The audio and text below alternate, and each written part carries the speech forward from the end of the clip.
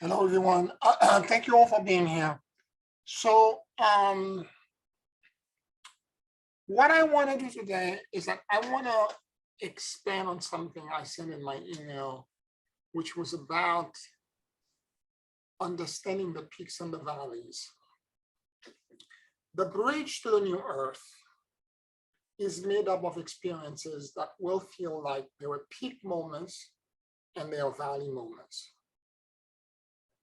And I want to really expand on it and explain how this is happening, because the clarity for me has now expanded in the past 2 weeks.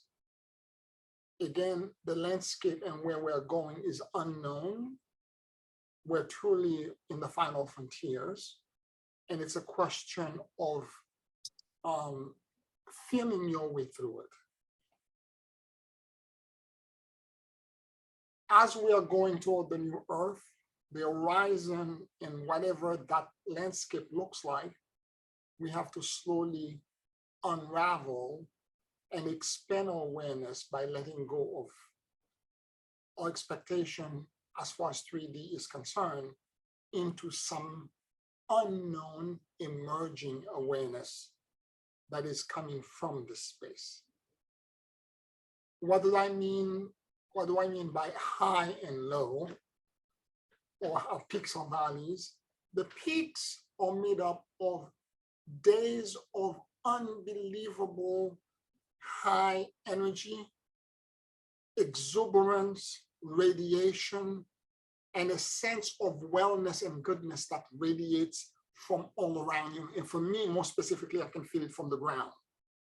Like, and literally, it's not connected in any way to my practice, because literally I just wake up and I find myself surrounded by this surge of like goodness and benevolence that rises and surrounds me and engulfs me, and the sense that it is so high that it is almost that the light of the sun looks completely different on those days, and that kind of energy is so powerful and so potent that there is it's coming to us, Deus Ex Machina. It's like it's coming from God or from a higher superior being, and I can feel the energy, and it's so powerful, and so it feels, and there are multiple feelings because I've been sitting in the feelings, trying to understand them. In a way, that kind of experience is connected to the cultivation of the virtues, because the feeling that I get when I sit in it are not always the same. Okay? There are nuances. There are days where it feels like joy, and it's a rush of joy. There are other days it's like liberation, like freedom. There are other moments where it is something else that I'm still trying to define. There are days where it's gratitude for feeling so well, for feeling so good. I just want to mention this because that connects directly with the cultivation of the virtue, which we have been doing going back for several years now. Because what you're experiencing at those moments are actually higher virtues that are touching down from higher dimensions. And they're connected. And the sense of gratitude for me is the fact that, and the funny thing, another point I want to make as well is that as I sit and experience all of this, it's disorienting because I'm not used to this. And more to the point, aside from being disorienting, it's like there's a part of me that thinks it's small for me, but it's there, that I'm undeserving of this.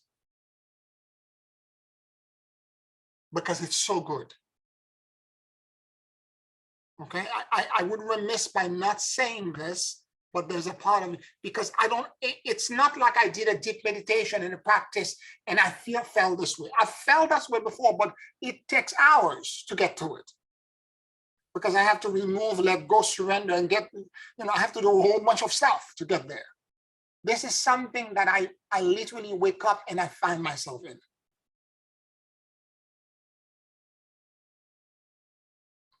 And I want to mention these things because you may not be aware that these emotions and these nuances are going inside of you. But if you check yourself, you may find this and other feelings inside that bliss, inside that bubble of benevolence. And if there is undeservedness, you need to get rid of it. You have to find a way to process it and to get rid of it, because that's a destroyer of light. And again, the light of the sun, when you're in those moments, it's very hard to explain. It's almost like everything is reverberating with a higher frequency and vibration. That the light of it's like it's not the same sun. Like it's coming from another universe. It's not the same sun. You're looking at everything. Everything seems brighter, shinier. It's like glistening.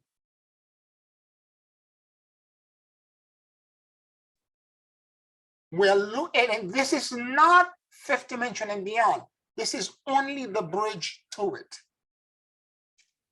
I want you to understand this. This is only the bridge to it.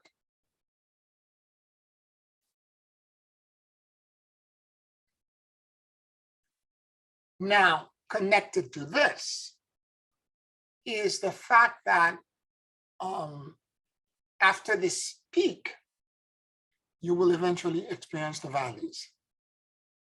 And those are moments in which you wake up, everything feels contracted, you're in fear, there's a victimization mentality, your mind starts floating around or you have weird dreams, and your dreams are about lack, and you begin to realize, I don't have this and I don't have that, and you begin to lose hope, and you begin to despair, you begin to think about all the things that are wrong with the world, with yourself, with your life, and you limits, fear, lack. And now, what I want to focus on tonight is the relationship that exists between the peaks and the valleys. They may seem like they are opposite of each other, and it's literally a bifurcation or a separation between two things, like a liquid that has a precipitate that's falling down at the bottom. But it's not a bifurcation. There's a direct causal relationship between the two, and which is that during the valleys, how you process your emotional intelligence or your reactivity during the valley moments will determine the quality of feelings and emotion or virtues that you will experience in the peaks. Although we feel that the peaks, at least I do at the moment, I am undeserving of it because it's such an incredible benevolence, it's incredible. It's like the high is so high. And again, it could last for a whole day. And it's so powerful and so potent. But it is not true. You would never have entered that realm and that experience if you did not deserve it. It's because of your hard work during previous valley experience that has allowed you to experience the very specific emotions and higher virtues that you are getting during the peaks.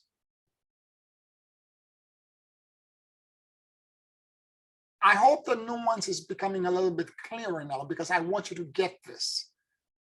So the kind of world or the kind of bridge that gets created for you during the peaks is directly connected to your unconscious tendencies or conscious awareness while processing the fears, the despair, the grief, the lack that you may experience during the valleys. The more unconscious that you are, and the more you let your unconscious tendencies lead you to wherever they may, the more you may end up, because the world is splitting. We're going to diverge into multiple parallel realities. And because that divergence is going to occur and it's going to separate us, if the more unconscious you remain during the valleys and the more you suppress it, or the more you remain reactive, like you're going to fear and panic and you go, and you let the fear and the panic and all of that takes you over, you're going to resonate during your peak moment with the reality. You will create a bridge that will take you.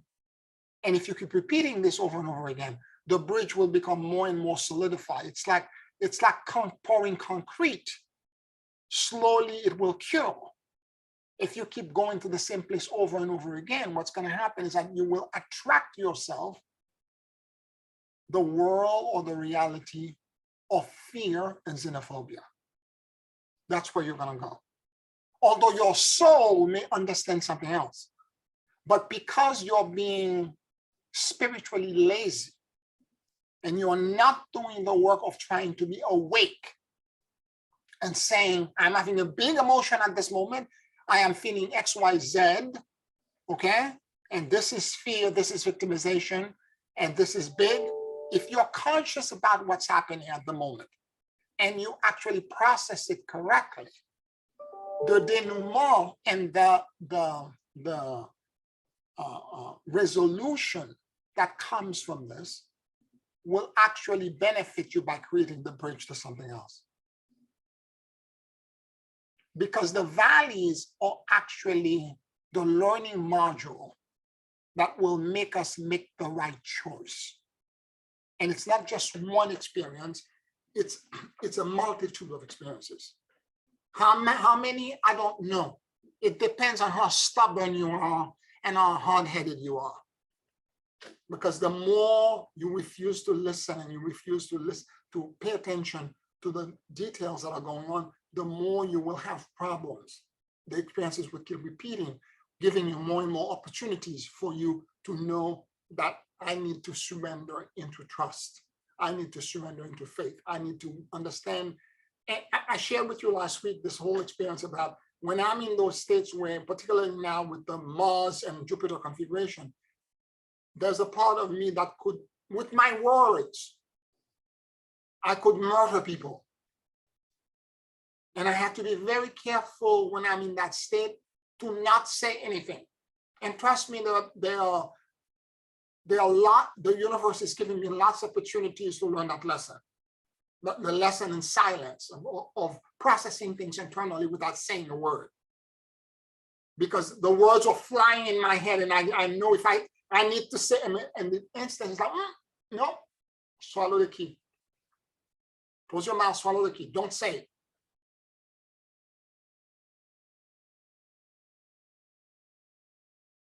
And at the moment I'm having that value moment, I am convinced that I'm being victimized. And if I'm being victimized, I'm going to defend myself. And that part of me goes up like a, like an incinerator.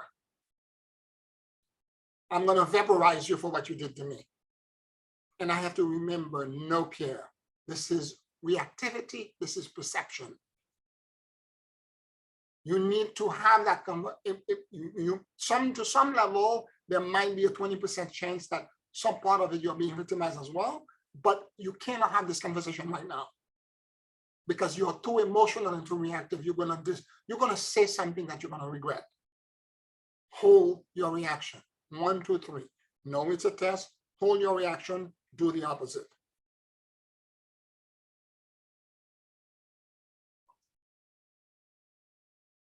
So I'm learning as a skill how to move through that landscape where I keep feeling so exposed and so vulnerable when I'm in the valley moments, where I feel all kinds of ways. And I have to say this to you, there are very few people on earth right now, unless you're an incarnated God and goddess or saint, that are not going through some degree, some level of these peaks and valleys, because that's the very characteristic of the time and cosmologically where we are and what's happening with the planet. And last week I talked about the activities of the sun and the relationship of that to those kind of experiences. But I want to equally give value, not only to the peaks, but to the valley as well, because they are in causal relationship to each other. The degree to which you're feeling something, and whatever it is that you're feeling when those experiences are happening, it's all about self-awareness. So if during the peaks you pay attention and you sit with it and you begin to sense and say, what am I feeling? Is it joy? Is it benevolence? Is it gratitude? What emotion am I feeling right now? Am I feeling, as I said, to a degree, after doing this, I realized there's a part of me that was still feeling, and although I know the causal relationship, and I still know that I did work to make me feel this way, but there's a small part of me that was still saying, maybe 10%, you're undeserving of this, because you didn't do the big lineup of exercise that you do in the morning. You know, as a Capricorn, I'm an overachiever.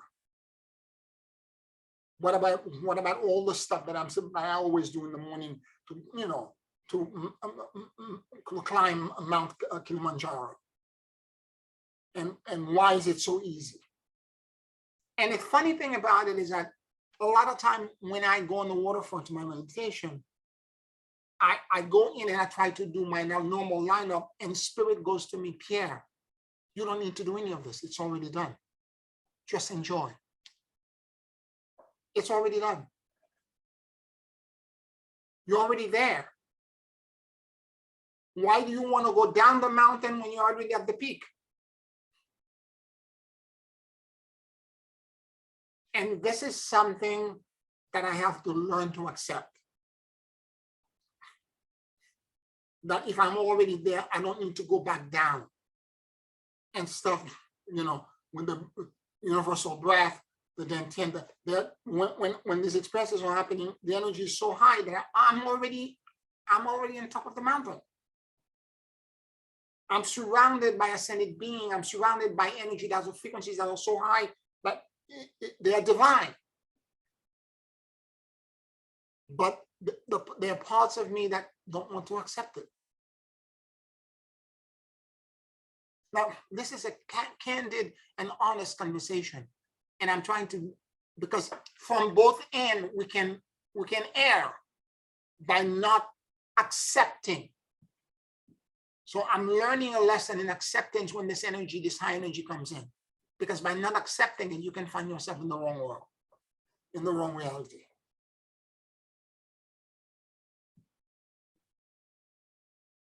Any questions, any comments?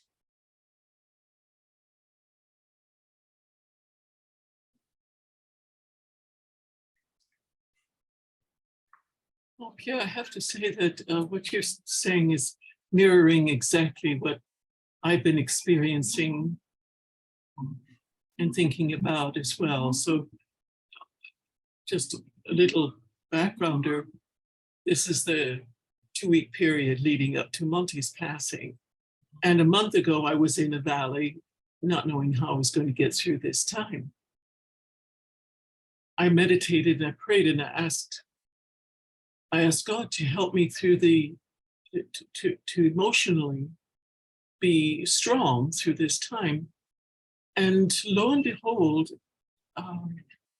I feel like I have been given some kind of emotional Novocaine, some numbing of observing, witnessing seeing the peaks and the valleys, but not reactive. Well, let's say 90% not reactive. But it is, it becomes clear to me that you can't always hope to avoid the valleys, because that's what gives you the opportunity to appreciate the valleys. In other words, you don't know what light is unless you've had experience with darkness. It's not wanting to change anything, really. It's a knowing that everything is as it should be. Just how you react to it that makes it an up or a down. Yeah, thank you for sharing, and you're totally right. You cannot, because they are literally locked with each other, both experiences. You cannot have one without having the other. So for me, it's not so much, although it's an interesting way to put it and say spiritual lubricant, for me, it's like I feel like it's a huge blessing. It's not comprehensible because there's no rhyme or reason. It just comes out of nowhere. All of a sudden you find yourself in it. And you're like, I don't know what happened, but things are so much easier today. Everything is so much easier. And you know, in addition, I find music, poetry, so much more poignant, and I see into them so much more beauty in this time. So there's a blessing for sure of an awareness and beauty and love. It's all part of the divine. So I think that clearly is in the realm of what you speak of, the blessing of the day. Yeah. It is a huge, again, it's Deus Ex Machina. It's literally God of the machine. It's something divine that's descending on us, and it's, but we would not accept it. It's not that it wasn't there before. It has always been trying to reach us. The reason you're feeling it right now is because of all the work that you've done in those valley moments prior to that experience. That's the point. Okay, and because of this, and therefore, the more valley work that you do, the more you accept the valley, and the more you process the valley the right way, the more you. For me right now, I'm trying to control my anger and my rage. I don't know what my chart is looking right now, but Mars is kicking my butt. And I'm trying very hard to remain composed. And because there are certain, let's just say, there are certain people in my life that are my teachers at this moment because they trigger me. And they trigger me very strongly, and they flare up all kinds of things inside of me. And I have to spend days in Ho'oponopono, in all kinds of things, the 1, 2, 3 step, the counting, to kind of get myself to a point where I can begin to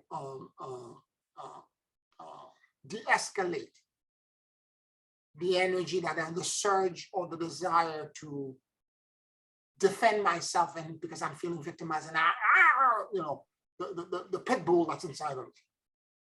Okay, so I told all of you I have a demon goddess inside of me, and you all know this, and very few people have seen it.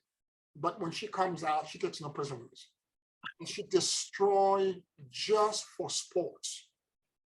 And I have to be very careful that I don't let this kind of thing into the world, because for the 3 years where I had first connected to that energy, well, let's just say I have a lot of Ho'oponopono to do, because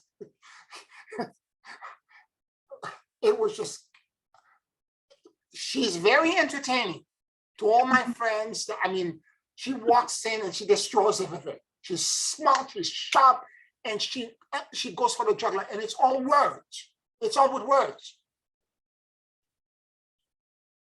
She's Kali, and I have to be very careful to isolate that energy and put it back into the box and say, I acknowledge you, thank you for trying to defend me, but there is no necessity for it. This is about learning a lesson.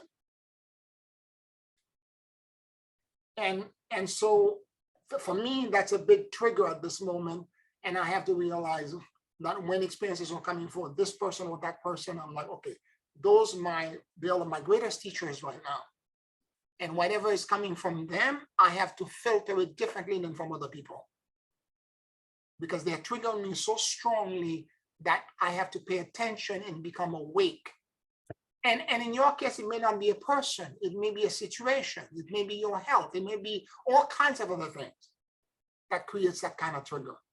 In my case, I am gifted with these individuals in my life, and I have to realize that they are helping me ultimately to move into that landscape. Mhm. And it's a real gift, right? And it's not always evident. And at time, again, as I said, in my head, I'm screaming. She's performing and she's going, you know, it's the exorcist, you know, Linda Blair. The head is spinning, all kinds of things happening internally, but I have to keep it all inside. I'm like, you can't send text, you can't send email, you can't, hold it all in, process it. Why are you feeling this way? What part of you is hurt? What need do you have right now that you think is not being met by how you feel you're being treated? In other words, query self to find out emotionally, what is it that you feel that you're not receiving? Are you feeling unsafe? Are you feeling victimized? You know, is it triggering fears in you? And as I process all these emotions and I ask all these queries, a lot of very profound and deep things comes in. And all of a sudden, there's a revelation. It's like, clap. That's the root cause. Particularly when you begin to ask about the emotional need. Of course, there was the flare-up, right? But the flare-up is a smoke screen. I've said this to you before in doing, in processing these kind of emotion and the values. The explosive, reactive, emotional hit is the smoke screen. You may ask, what are you feeling? Is it one feeling? Is it a combination of multiple feelings? You can ask all these questions. But ultimately, the last question should be, what emotional need do I have that I feel is not being met, thus causing me to react this way?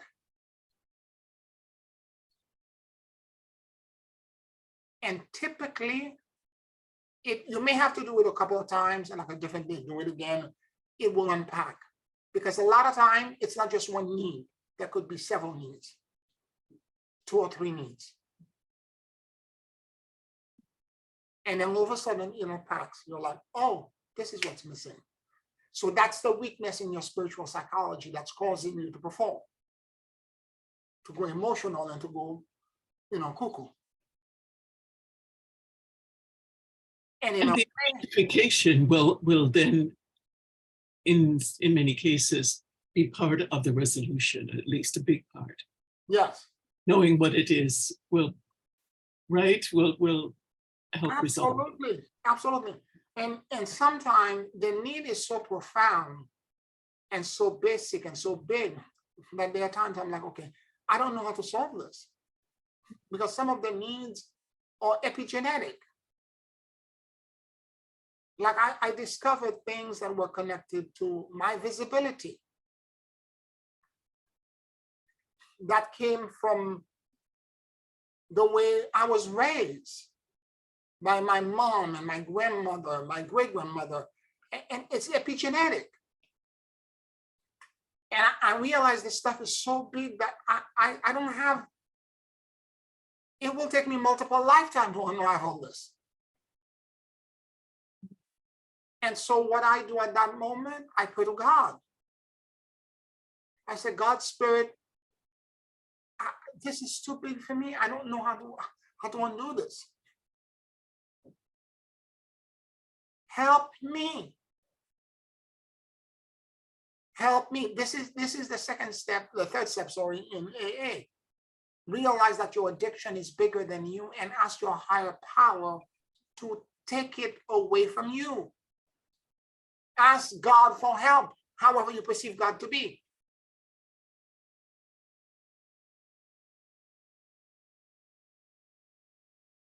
The other thing I'm doing also with the not only visibility, but the lack consciousness. For me, it's the lack consciousness that's big now, and the poverty consciousness.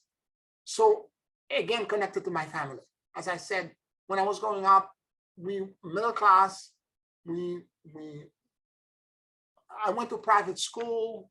When I was in Haiti, we were clothed and we were housed. We were fed 3 meals a day. But there was always a conversation in my house, at least once a week, about not having enough money. And it was nonstop. It was endless. And what I did is that I did the Archangel Michael sword, and I asked Archangel Michael, and I told you what I discovered. And again, you have to go deep to discover this. As I went deeper and deeper and deeper into this, again, I was putting out fires.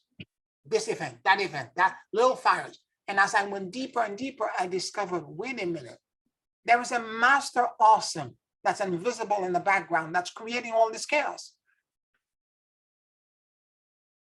And that's when I realized I have to do the Archangel Michael sword prayer to ask for help specifically related to the fulfillment of my purpose, because all of these distractions for the past 5 years for me put me into such a deep valley that it has distracted me completely from my purpose. I'm off course. And so for me to have a course correction, I am so far away and so disempowered. I am asking now Archangel Michael with this sword and the 7 of the mighty Archangel to help me. Not because I was focusing on specific event, like I need to have X, Y, Z, I need to get this, that, or the other. I'm asking now for the puppet master, the master manipulator, what the Native American call wetico, or the enemy, the adversary. Help me with this adversary, because if I don't truncate it at the top, it will continue to grow.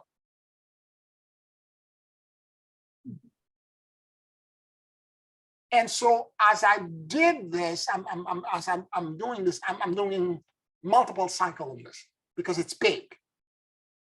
It's big. What happened is that it's triggering all kinds of things, including dreams of my ancestors and my mother, all of these things are coming back to kind of like not only confirm, but to also make me understand that the healing that I'm receiving from Archangel Michael now is also healing the past. Because there is no time. It's also healing the past.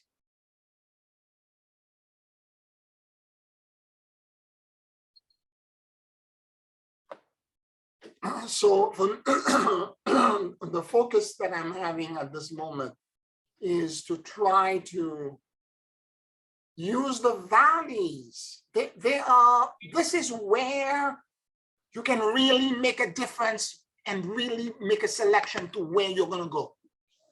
When you're in that valley, I know it's uncomfortable and everybody wants to flee from it. But it's a counterintuitive thing to say, okay, I'm here. This is the learning module. Let me learn this correctly.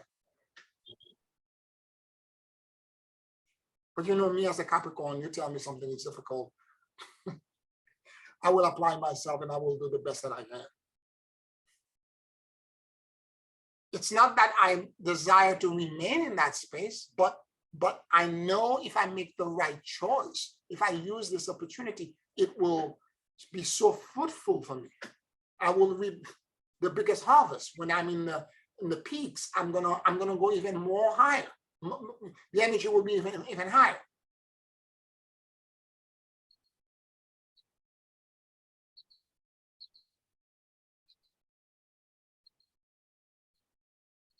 again, I want you to understand, don't run away from these moments.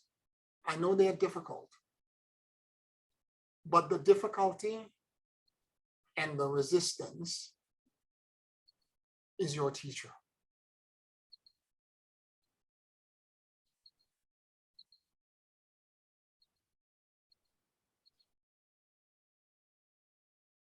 Because for me now, the epigenetic stuff that I'm discovering is like so deep.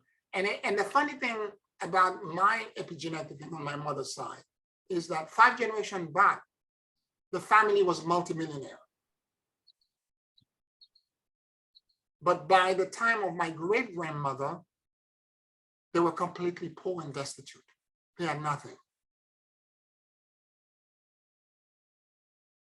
There were days when my grandma and my grandmother would have only 1 meal per day.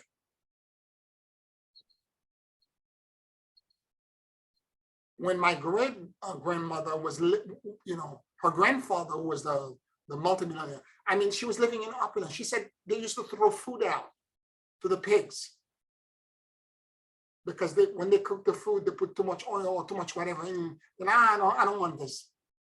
Animals, this is going way back almost 200 years, animals would be slaughtered almost every other day in the farm to feed everybody. They were extremely wealthy.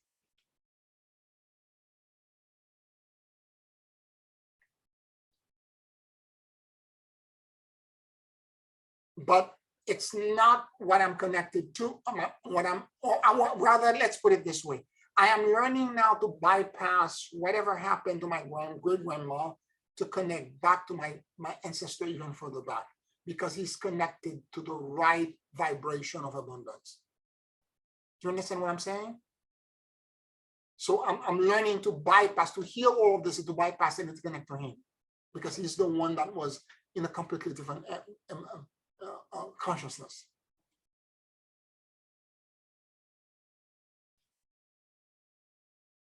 And he wanted all of his children and grandchildren to all be opulent. He wanted to create a dynasty. But this is not what happened after his passing. The fortune was lost.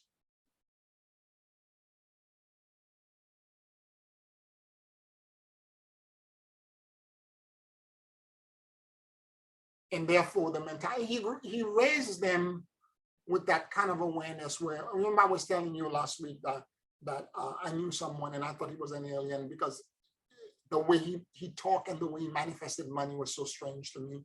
He would say all the time, money is easy. He was not coming from, it was an ego. He did it over and over again around me.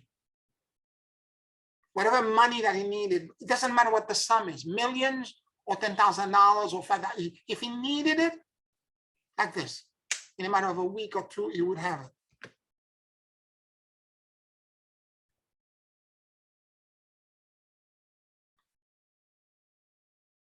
And he was so smart and so intelligent. He understood things about finance and all kinds of things, like things that I would never comprehend. I would never be able to comprehend.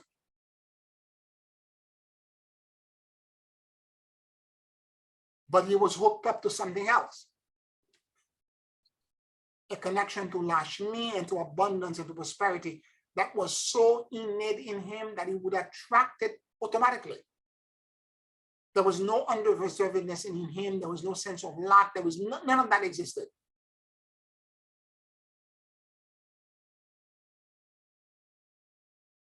Now you could use that as well to bring health, to bring joy, to bring happiness, to accept all of that.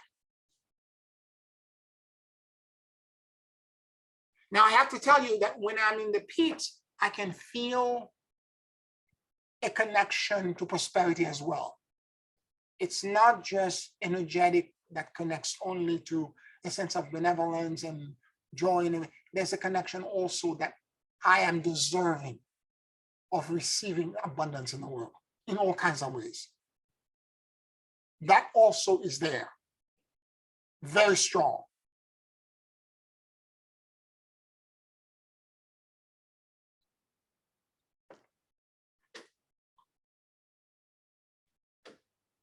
Any other questions or comments?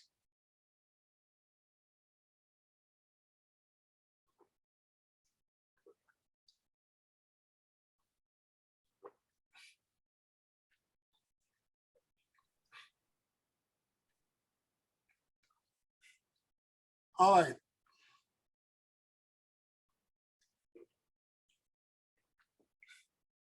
I want to talk about, continue the conversation by talking about the kind of world, we talked about the fact that there are different bridges that are going, we're diverging, and there are different bridges that are going to different world. I want to talk about some of this world. Well, we talked about one already, which is the world of fear and xenophobia. And this is characteristic of people who are blaming others for their misery, that they see something wrong with the world, and it's because of the white, the black, the Mexican, the this or that, the other. There's always somebody else that they are blaming that's responsible for the woe. It's the cabal, it's the this, it's the, the woes that are existing in the world. And that is a very specific collective. And right before I even get into this, understand very well that the fact that we are all making individual choices to go to these different realities. There is nothing that you can do to try to corral somebody whose soul has not made that choice to go to the world that you're going into. And this is the most difficult thing to accept, particularly for the people that we love. Because we're going to try to entrain them and prosticize to them, convert them. I have a family member that's a Seventh-day Adventist that keep talking all the time about doing a crusade to go out there and try to convert. There's nothing that you can do to actually corral anyone, because it's an individual choice. Moreover, people have the sovereign right to make that choice. You cannot interfere with them. It's not that I'm not going to share information. If you ask me, I will share information, but I'm going to give you the space. If the seed is planted and the seed begins to grow, great. If it doesn't grow and you decide to grow something else, and while I'm giving you mango, you decide you want an apple, and it's the apple that you're growing, terrific. Go to the orchard. I'm fine with that. You understand? And I'm okay. I understand that you're not in my bus. I'm going somewhere else. And that's the part that we have to acknowledge and accept. That we're not going to save the world. The world is really diverging. And we are seeing it all around us. And everything that I'm going to say here are things that you already innately in your heart know to be true. You just have not had the courage to identify them. The first is the clear diversion is the xenophobic and fear reality.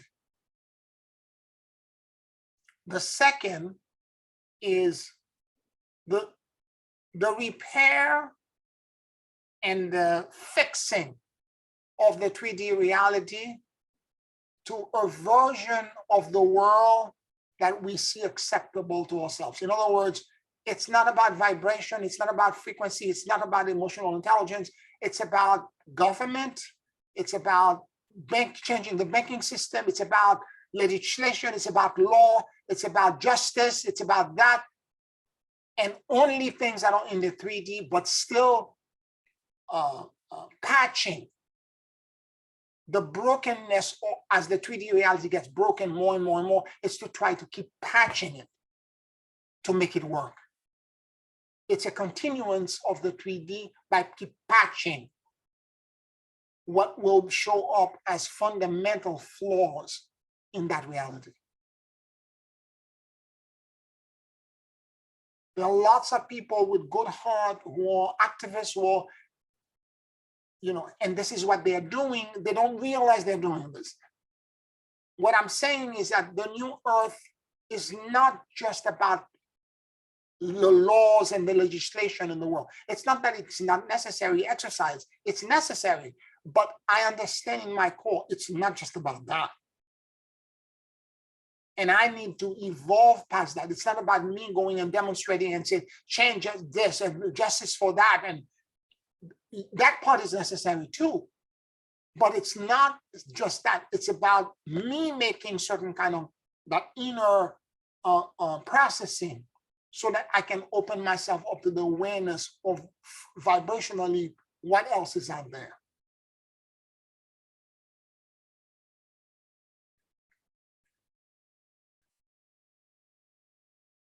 Thirdly, I want to talk about the world of anarchy. There are individuals, and in the moment I say it, certain people will pop into your head, and some of them may be political figures or leaders of some kind will show up. They just want to break everything apart. They have no desire to fix, like the first group, the previous group I spoke about, to try to patch and repair anything. All they want to do is to break everything apart.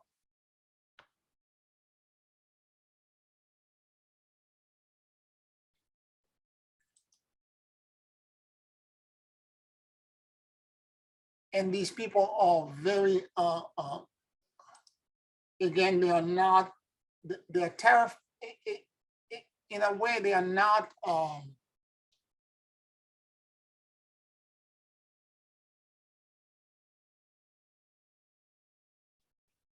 there's nothing that they're doing that's about. And again, when you look at them, particularly in the political realm, when you see these people, you're like, all they are doing is complaining about everything, and they're doing literally everything possible to try to destroy any norm, any institution, everything that exists. They're trying to destroy everything. And of course, they're going to go, you're creating a different bridge, a completely different bridge. Questions, comments? Yes, no?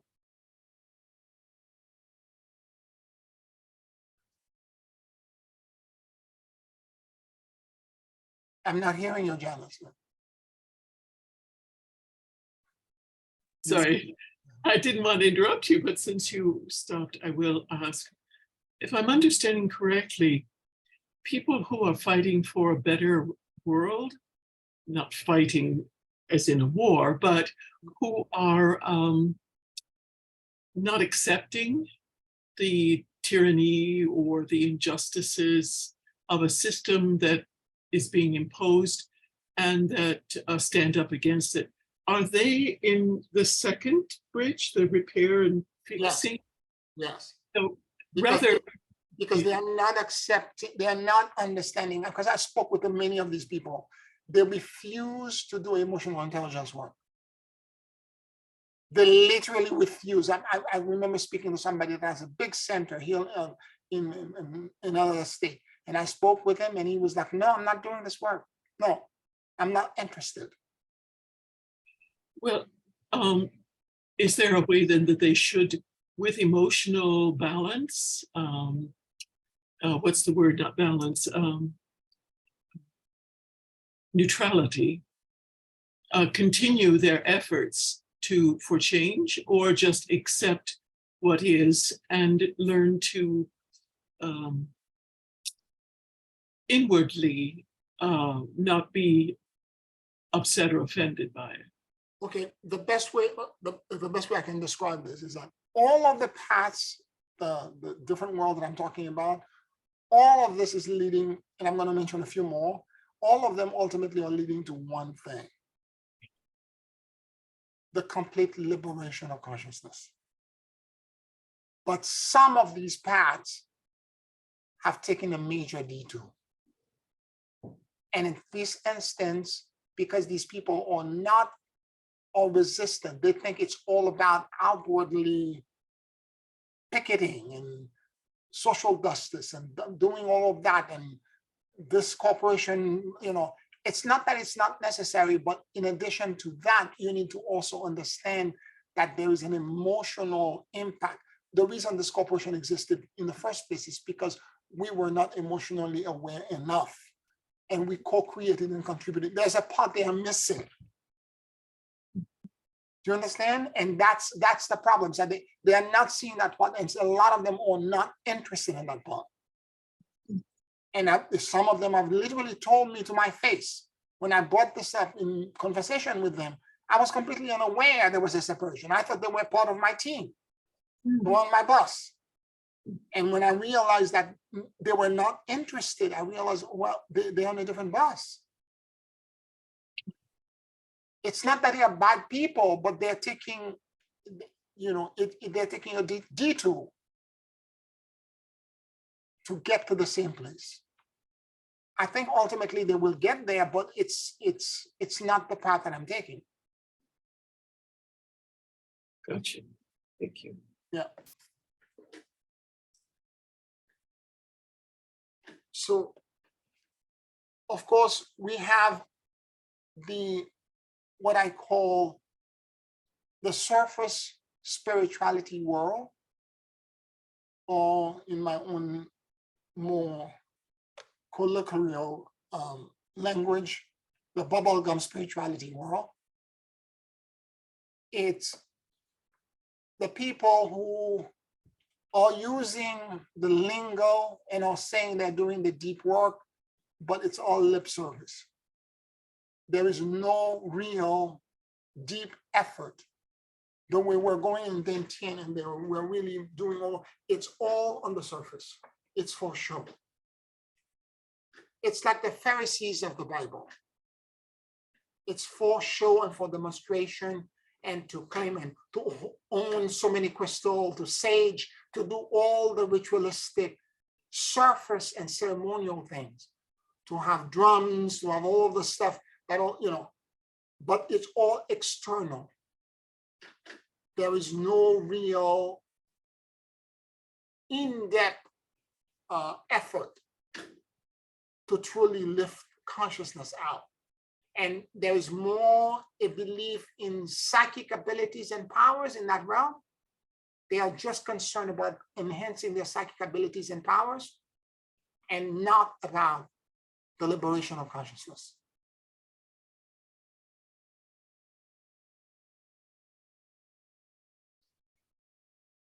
It's sad because the opportunities is in front of them, and if they were to go just a little bit deeper, they could really make a lot of change in themselves, but also because each one of us is a beacon for 144,000 people.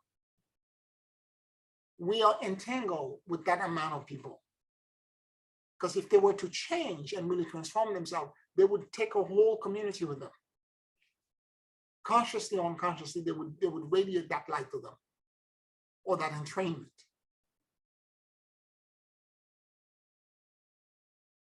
Because when you try to go a little bit deeper with them, they believe it's the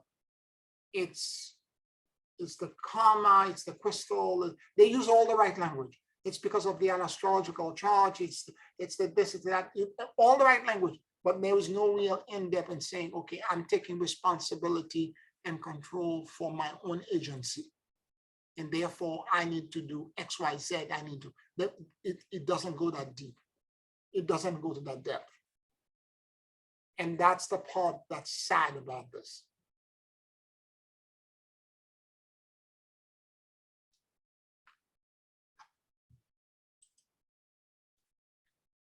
Of course, aside from this,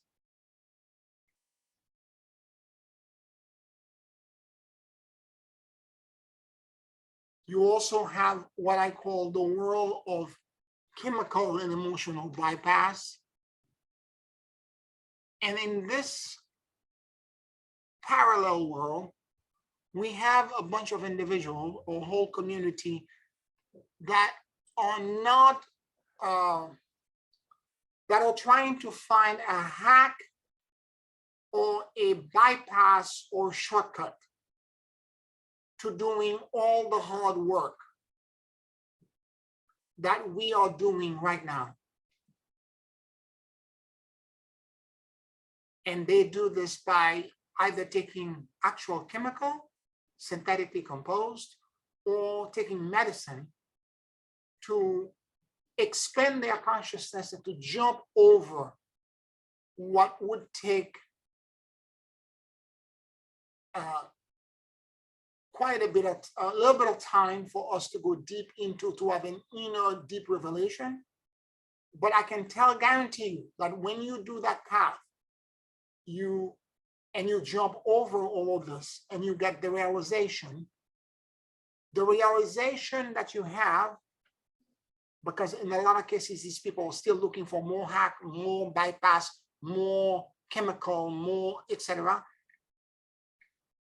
There is no emotional integration, which means that they don't have the emotional maturity, although they have the psychic vision and the psychic awareness of where they're supposed to do and what they're supposed to do. Suppose you jump 500 years in the future or 100 years in the future, and you see this is where you're supposed to go. But when you return back, you are in the illusion and the maya of that experience, but you don't know how to get there because you didn't do the work. I have to tell you that in my personal experience, I feel very sad for the people in that awareness, because it's not that there is not a path for people who are doing medicine. If you're a shaman in the Amazon, and there's an entire culture, an entire support system that's actually ingrained in your epigenetic, and you're doing it, that all means it will lead you where you're supposed to go. But when you have people from other culture and other epigenetics that are moving in and trying to do this, it doesn't end up well. It's not that you could not do it, but you need to spend a lot of time with these shamans, 10, 15 years living with them, so that you can acclimate and understand all the nuances. When you go through these visions and these vision quests, and you get all of these things, what you should do to process them when you return back. And how do you grow emotionally to magnetize yourself to the vision that you see. I have seen incredible experience, and I can share with you one specific one. And this was just surface experience. I didn't know this person per se. This is a man who had cancer. He's a real estate person. And he went to a shaman in the Amazon and did a lot of ayahuasca, and he had this vision. He got healed from the cancer. And so he thought anyway. And then he was able to crowdfund, raise $150 million. And he bought all of these crowdfunding, unheard of. He was able to create, and he created all of these, like, it's like we work when you go in to share space with other people, but it's all for spiritual people, for entrepreneurs, for all that. And he created multiple buildings, a few of them in Manhattan. He had campuses by me in the Catskill. It was huge because there's a lot of money invested. He passed away. He was not even in his 50s. These people don't end up well because there's something that is jumped.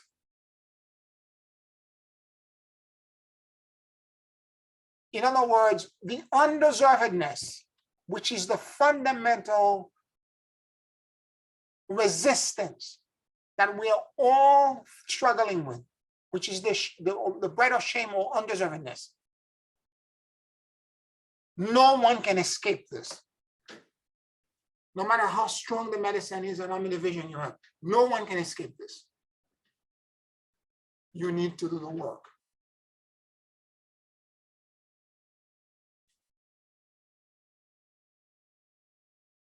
Of course, there is any questions about this, any comments? And again, as I said, if you grew up in a shamanistic culture and you're doing this and this, and one more thing I have to say about this. I know of a few people who are who are in that world of doing medicine that have gotten psychotic breakdown. Because a lot of time when you go to these journeys, you go into the void. It makes you face your greatest fear. And in some instances, or 3 instances that I know, these people have psychotic breakdown. And they are not the same, and they will never be the same again.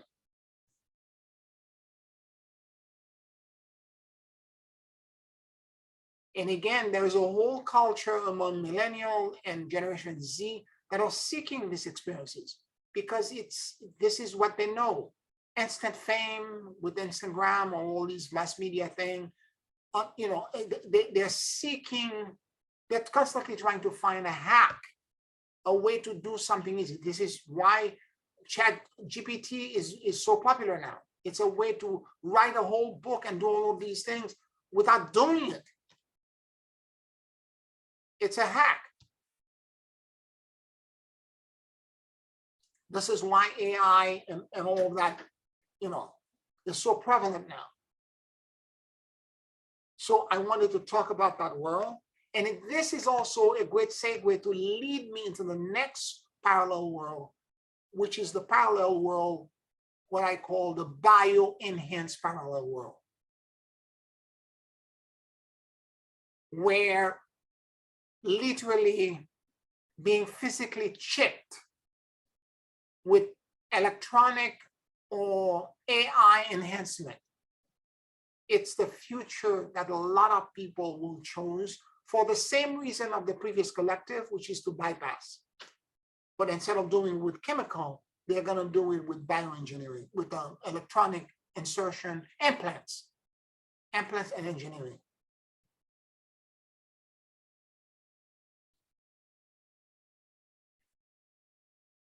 And that to me spells disaster. Because as I do clearings for people who in past lives off planet had multiple of these implants, I am constantly extracting from them with the help of all of the celestial hosts, all kinds of electronic, all kinds of things that were inserted sometime millions of years ago. That they still carry, because in other words, if you implant something in yourself now, even if you die and you reincarnate somewhere else, that implant is still there. That's what I'm trying to say to you. It has long-term consequences. Multiple reincarnations later.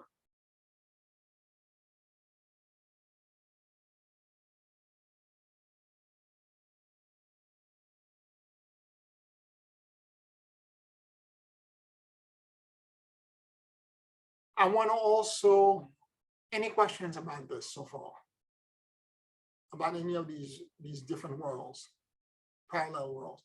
And you will notice them around you because you will see people in your just in friends that you have. Certain people resonate, let's say, with the chemical bypass. Certain people, I want to be chipped. And they can't wait to have, other people will react with the, with the other few worlds. I'm just going to social justice and do everything to fix the 3D world and patch it and somehow make it work. We're going to fix the banking system by passing this legislation and this law and by doing X, Y, Z, when in fact they don't realize the whole thing is wrong. Exchange in general is the way we're doing it is completely wrong. Or some of the people might be just anarchists. They just want to break everything down. There is nothing that they say, post on mass media or that they do that has anything to do with. I remember years ago when I was studying with the Kabbalists, this one woman started complaining to one of the Kabbalah teachers. And finally she said to her, tell me something good. Tell me one thing that happened to you that's good. She couldn't answer, she was mute. So when these people are talking, the anarchists, they have nothing good to say. All they want to do by every action, every word, everything, particularly when they get power, is to destroy every institution that currently exists. They just want to break things down.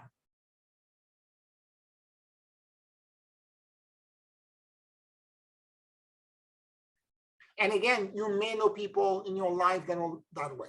And again, you're not going to change them. They're on their own journey. Step back. Let them move them anyway. They will, in time, the universe will teach them. Experience will teach them. Karma will teach them.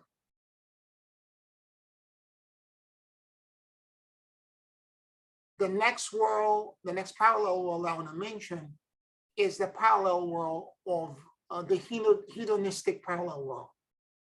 And again, it's a subset of individual, particularly younger, some of them may be older as well. Some of them are older, that are simply interested in the sexual and physical pleasure. And I have to tell you that that world is very scary, because the kind of group sex, it's all under the umbrella of tantric sacred sexual energy and tantric exchange and all that. It's under that realm. Okay, and they attract a lot of young kids who are seeking pleasures. They want to have better orgasm, better sex, better whatever.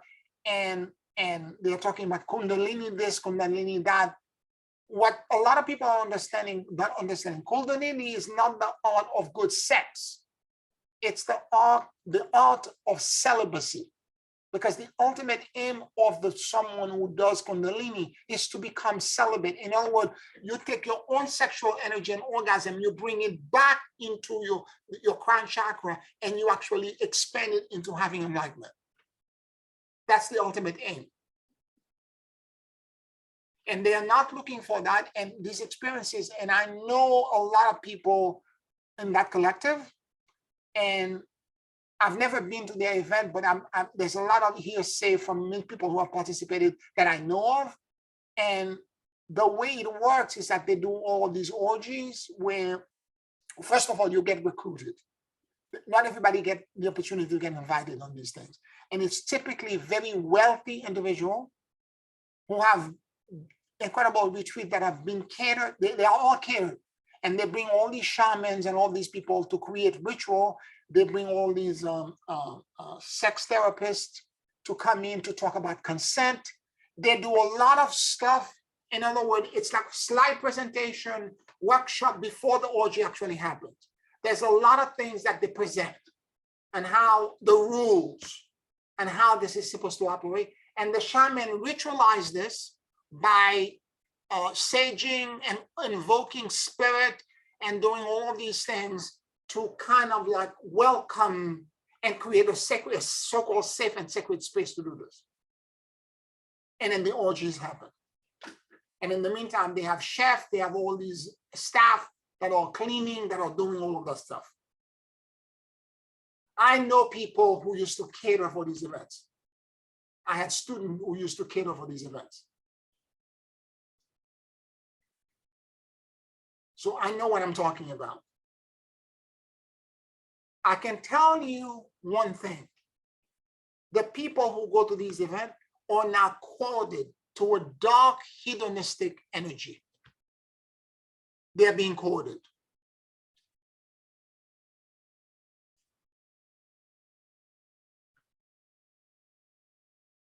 Sex sell, and it's a huge law. And of course, there's drug also that's happening in these events. They're doing drugs as well. And that also will take you off center.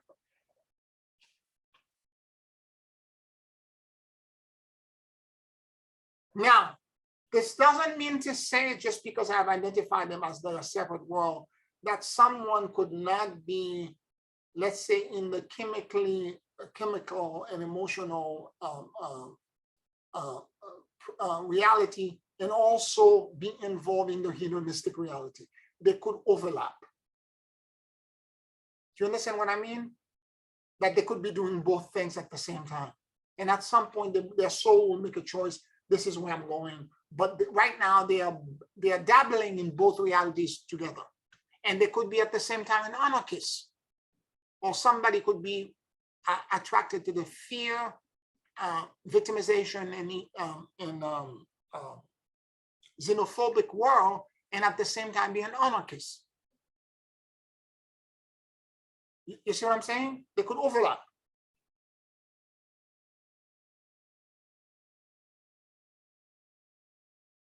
I want to make these things clear to you, because you're living in the real world, and the world is diverging, and these things are going to be so polarized that you're going to see it. I want to bring this to your attention as a way to kind of prepare you, not only for you not to be surprised, but to understand that these individuals are making a different choice. And whatever that choice is, walk away. If they think it's the physical thing that they need to do the social justice path, they need to move around and try to fix this and run to that and protest this and do this, let them go on their merry way. You cannot stop them. God cannot stop them.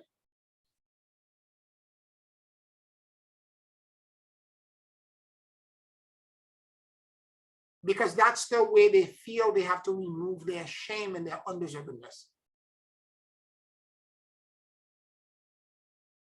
The people who are in the hedonistic world, that's the way they have to go through that experience, and they're being courted by dark being. Whatever the shamans, and there is always a shaman in those settings that are, they invoke a spiritual collective. And whatever that invocation is, that energy, it's courting them. It's not about so-called liberation, whatever the promise. It's you having tantric sex, ecstatic sex, and meeting God, and it's not about that.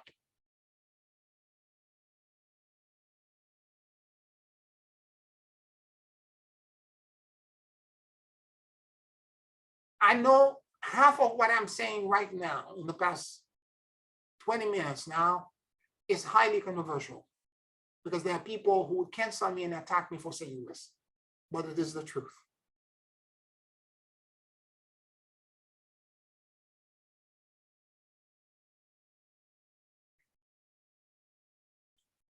And of course, we have finally the world of true ascension and enlightenment, where true liberation happens, which is where I'm trying to guide you to, which is to do the real work, the Dantian query, to do all the real work that's happening between the peaks and the valleys. So that when the energies become so high, you understand it's because whatever I'm feeling, and again, interpret the details of what's happening during the peaks. When you're feeling this surge of energy, what am I really feeling? Is it just the surge? Or is there, as I said, there might be a slight part of you that feels all of this benevolent high energy. There's a part of me that feels undeserving of it. I feel I didn't do anything to deserve all of these blessings that I'm feeling right now. Because a lot of time when I feel that high, as I told you, when I try to do my lineup, Spirit says to me, you're wasting your time here. You're on top of the mountain. Now you want to go back to the bottom and try to climb it again? Just enjoy the view. Say thank you. But there's a part of me that has the instinct of going back down. I'm undeserving of this. Now you can interpret, again, go into the nuances and the detail of the high when you're on that peak. What is it that I'm feeling right now? Is it joy? Do I feel liberated? Am I feeling grateful? What is it exactly? And the more, because again, it's a connection of the higher virtues. Remember, there's 144 higher virtues. It's a connection of these higher virtues that are dropping into the bridge that you're on, because you've done all of this hard work when you were in the valleys.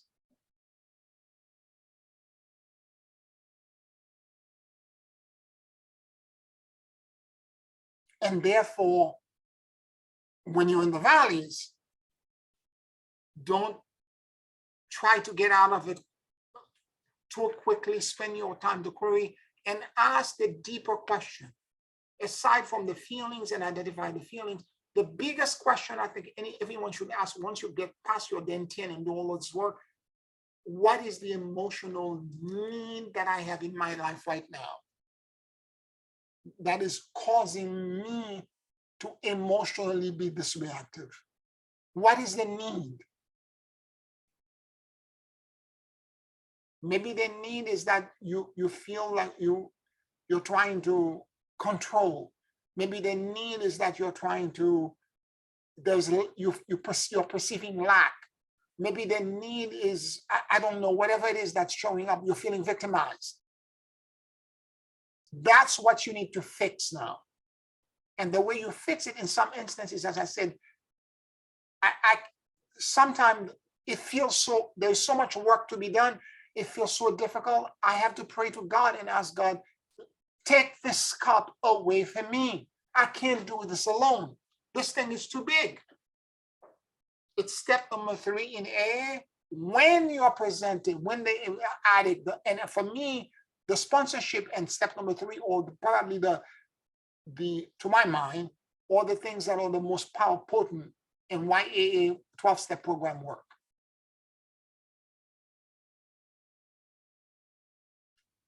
And the third step is to surrender your addiction and the fact that you're so vulnerable and you cannot control it. Surrender it to God and to your higher power. So surrender, when you identify the need that you have and the corrupt and incorrect way that you're now trying to fulfill it, then, and you cannot figure how to get to the right way, ask God to take it away from you.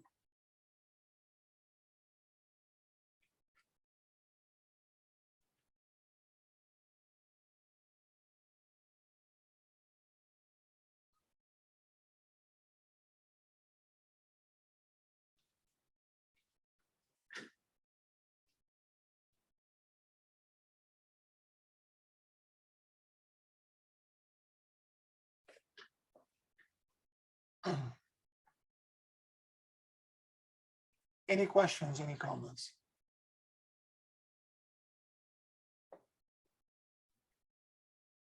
Could you help me understand the bioenhanced parallel world?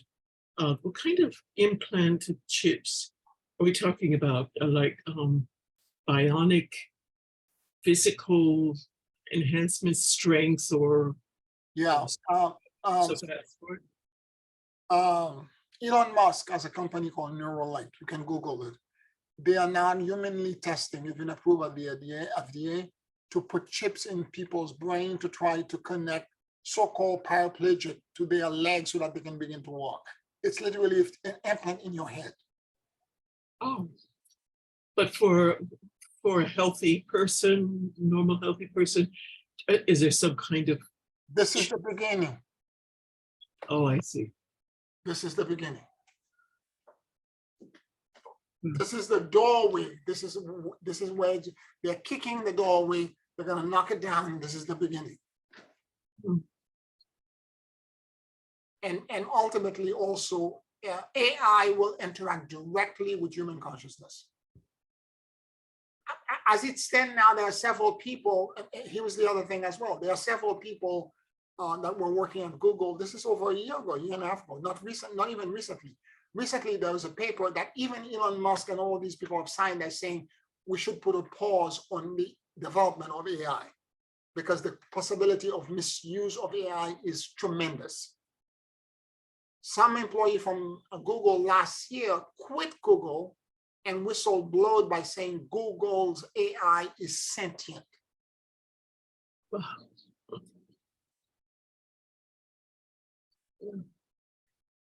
And the part that's terrifying is that it has no morality. It does not understand ethics or morality. Science fiction coming to truth. Absolutely. Well, these are 7 bridges, but obviously there are probably multiple others, right? There are multiple. That technology is already out of the bag. It's too late now to put it back. These creators and the guy who actually helped create the Google stuff quit and is now recently, about a month ago, and he's trying to tell people we should put a pause on this because I'm scared now. Now, if the creators are telling you they're scared, we should listen. This is real.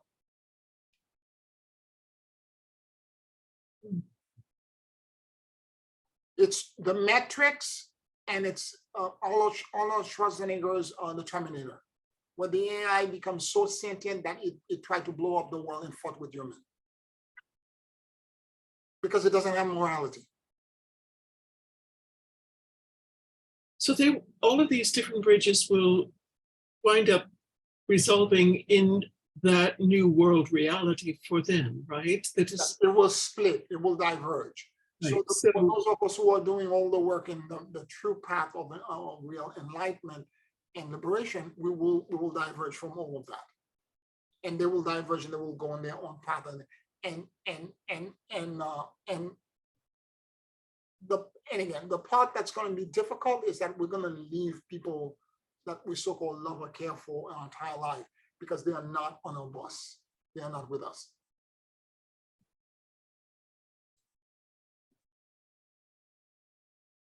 I want you to identify all these things for you because I want you to be aware. Knowledge is power, and wisdom is power used rightly. So I want to give you that knowledge so that when you're in your communication, in your entanglement, in your relationship with other people, you will begin to understand if they are demonstrating the hedonistic or maybe the medicine and emotional bypass experiences. They are not on your bridge. They are not on your path. It's not that you are not loving, you're still loving and caring with them, but don't waste a lot of your energies and time into this. Don't invest too deeply. Thank you. You will not be able to convince them, and vice versa. And they will not understand you, you will not understand them, and you need to move. You have to create your own tribe and your own community with people who are like you. And it will happen automatically, by the way, because you will find that you don't have anything in common with these other collectives.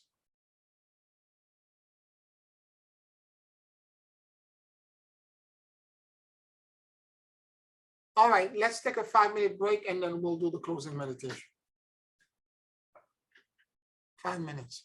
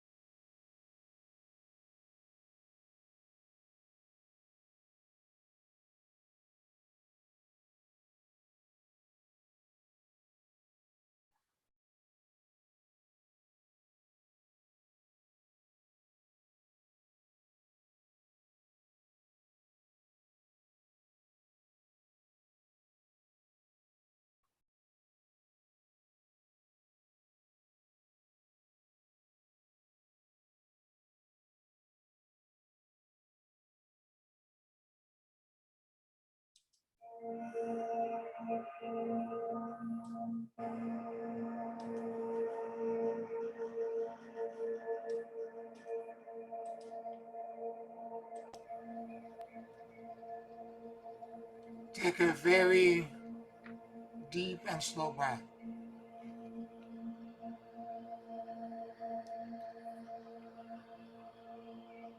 And as you inhale and exhale deeply and slowly, allow the universal life force that permeates everything to enter into your lungs.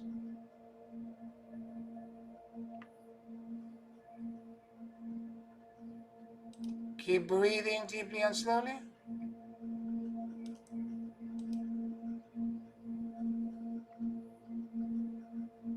And let your soul and your awareness drop in the middle of your chest.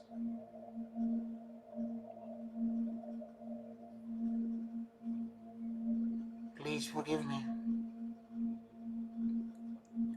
I love you. And I let go.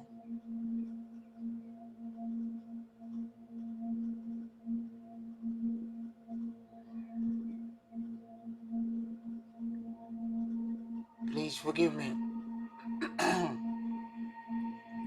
I love you. And I let go.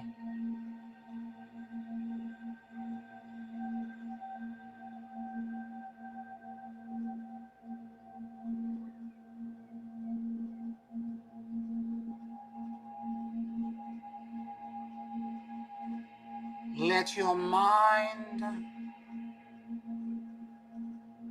and your heart sync with each other.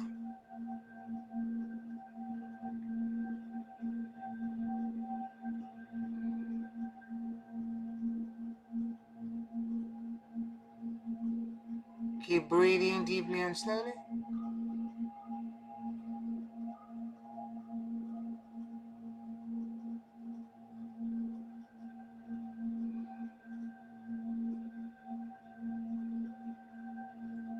And notice what you noticed.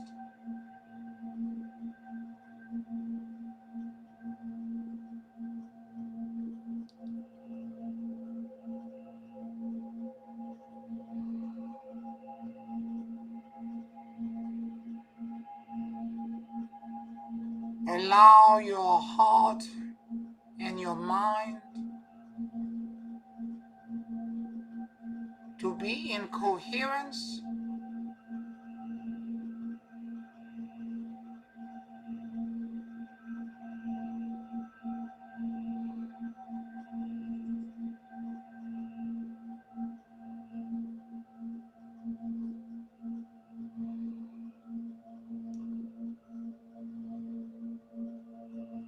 and become aware of the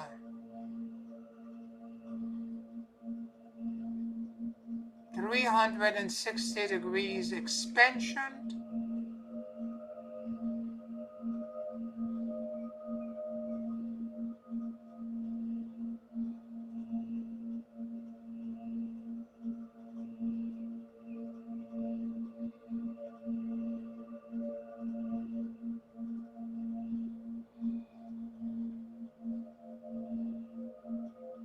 healing,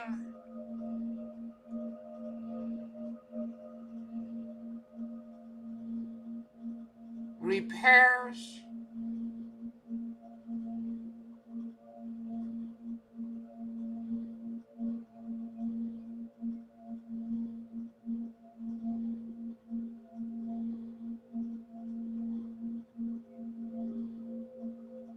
insights,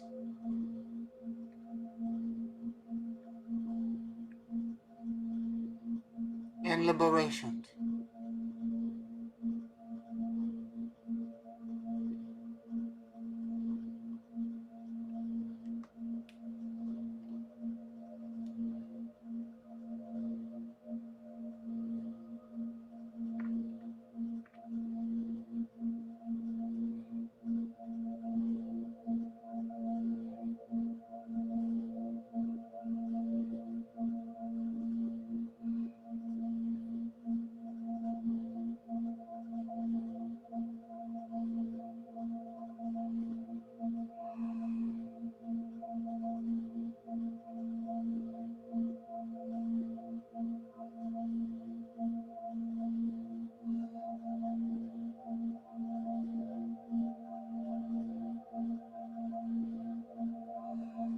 Please forgive me. I love you, and I let go.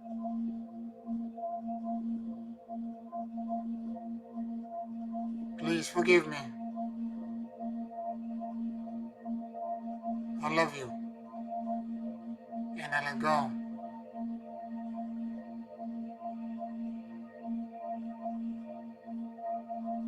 Please forgive me. I love you, and I let go. Let your awareness expand into your entire physical body. Sense and become aware of the more than 50 trillion cells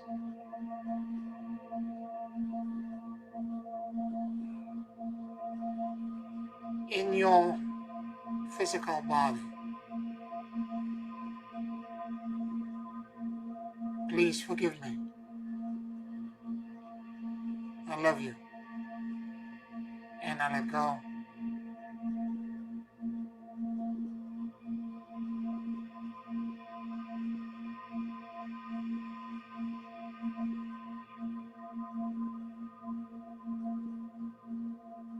Six inches away from that, outside of your body, is your emotional body.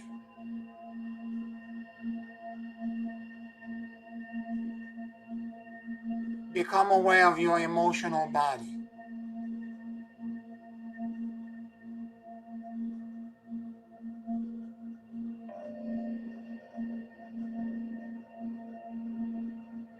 Please forgive me.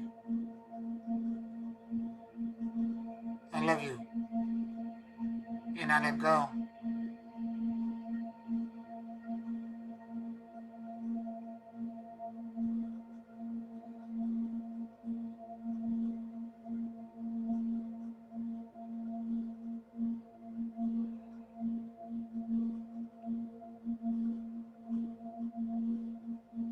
A few inches away from that, from the emotional body, is the mental body.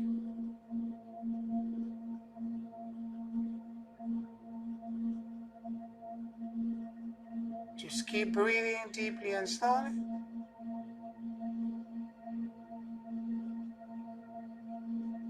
Noticing what you noticed about your mental body.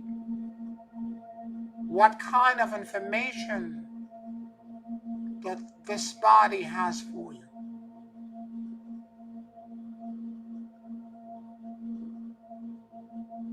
Please forgive me. I love you, and I let go.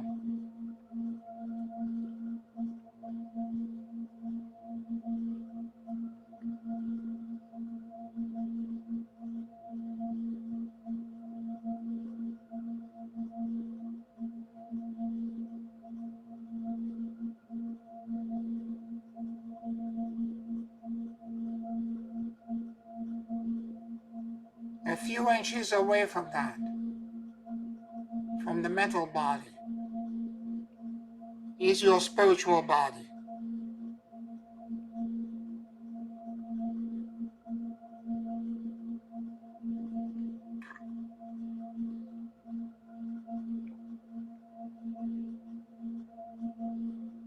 What kind of information,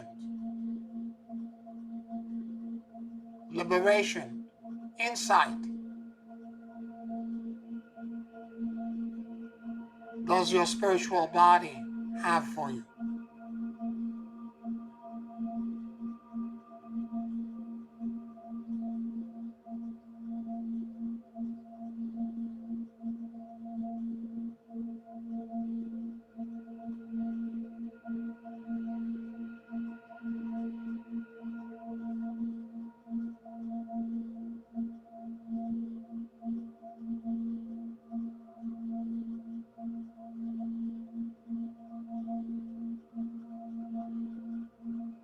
extending beyond the spiritual body,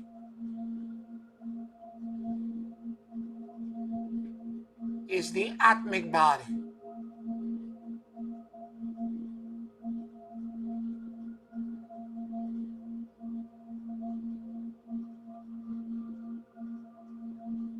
What kind of information,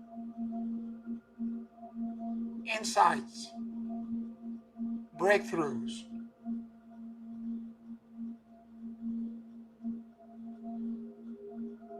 does your atmic body want to share with you?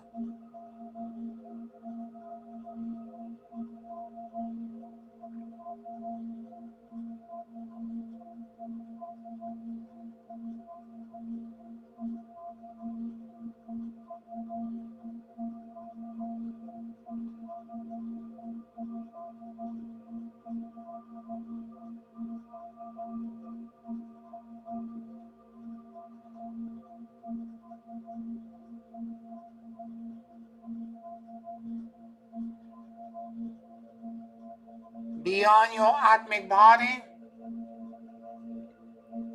is your Buddhic body.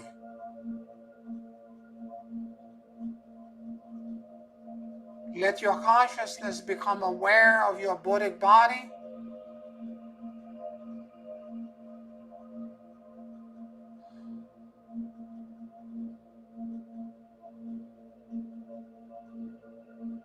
What kind of information, expansion, liberation does the Buddhic body have for you?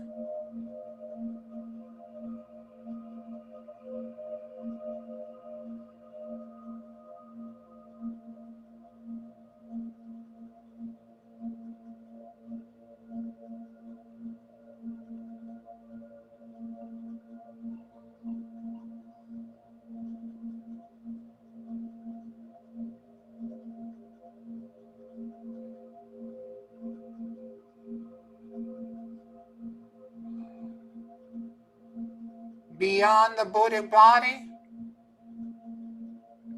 is your body of light.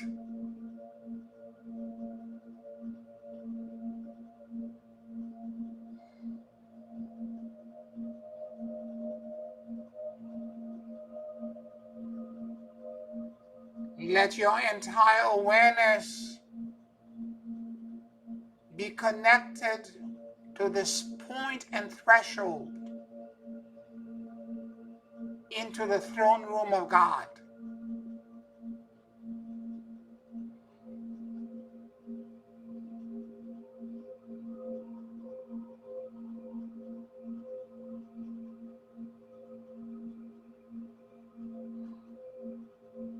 What kind of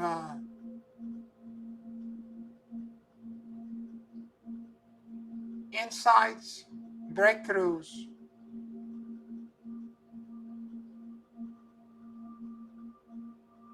that this body has for you?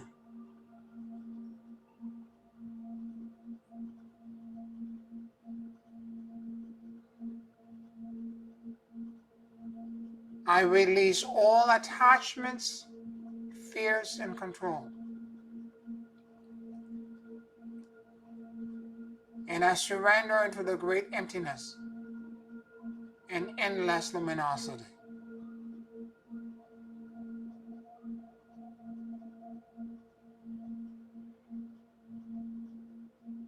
I release all attachments, fears, and control. And I surrender into the great emptiness and endless luminosity.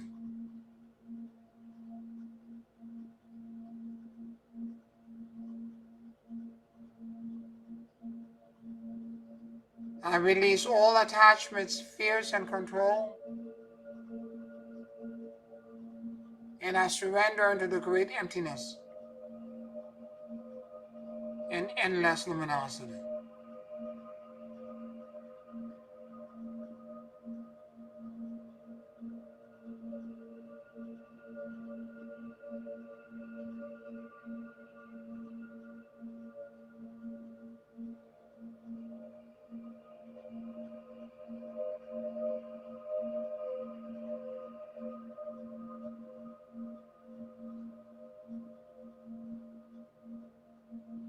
May the endless gifts, healings, and repairs of the benefactor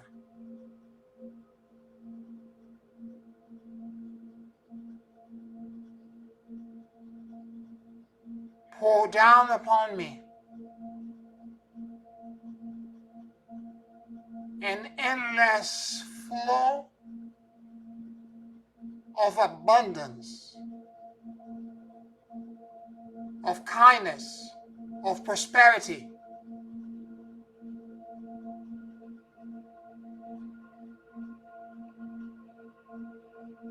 of joy, of healing,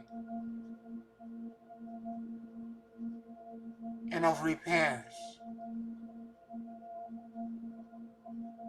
Let this be done now by grace and in perfect ways.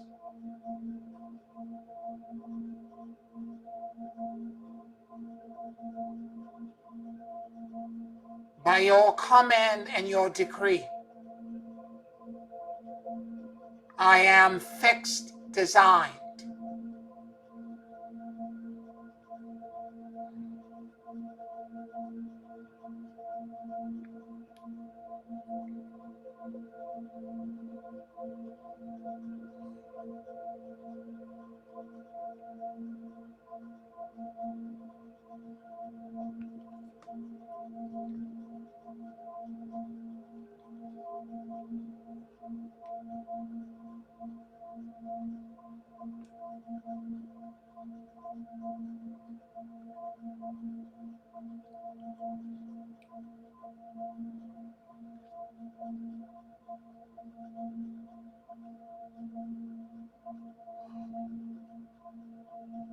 Hosanna into the highest.